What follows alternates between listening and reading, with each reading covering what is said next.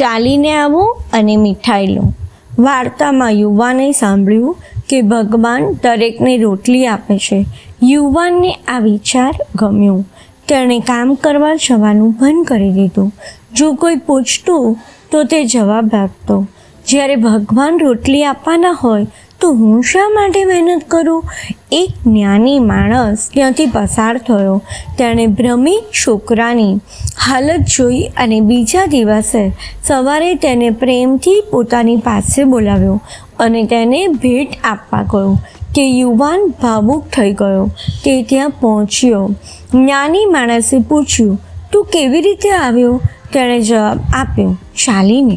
જ્ઞાની માણસે તેને મીઠાઈ ભેટમાં આપી અને કહ્યું, તું મારી પાસે ચાલીને આવ્યો, તેથી જ તને મીઠાઈ મળી.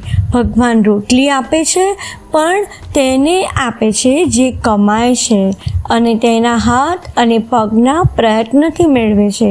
જ્યારે તમે મારી મીઠાઈ તમારા પગ પર ચાલ્યા વિના મેળવી શકતા નથી, તો પછી તમને ભગવાન દ્વારા આપવામાં આવેલી રોટલી કેવી રીતે મળશે?